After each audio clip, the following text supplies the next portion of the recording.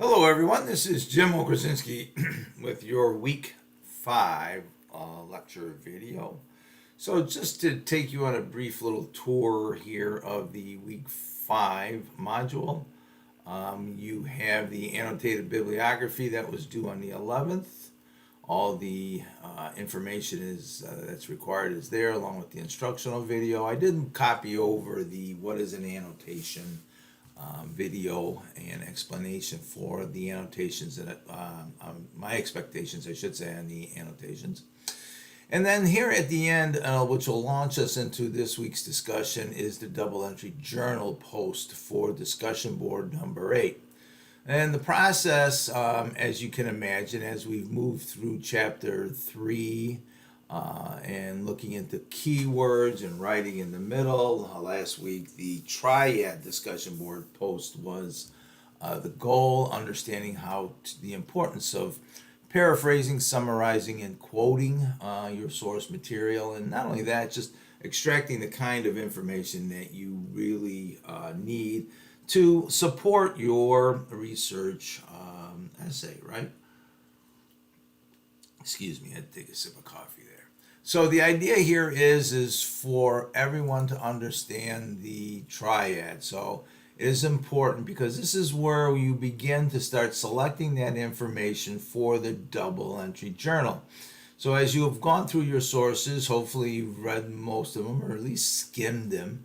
You turned around and pulled out some information to write the annotation for your annotated bibliography. And now what happens is you have to really get into a conversation with those sources so you know how to integrate that into the draft of the research essay. Some items of note, a few people mentioned the section here on page 92, the unending conversation is an interesting note to think about how your particular topic is actually part of a conversation. You hear me say this often during the lecture videos. One thing I do want to talk about is the note-taking process and what you'll build for discussion board number 8 is the double entry journal. So it's really a straightforward assignment. It's just like if you were to turn around and use a document in a table format, or if you were able to handwrite note cards, is that you're looking for either a quote, a paraphrase, or a summary from your source material, and then you want to enter a conversation with that. Why did you select that source material? Why is it relevant? What does it actually do to move your conversation forward? So I want to be able to, hopefully have everybody understand that you have the notes from the source here, and then you have the responses, right? So you want to be able to do a left-right type of thinking and writing and note-taking.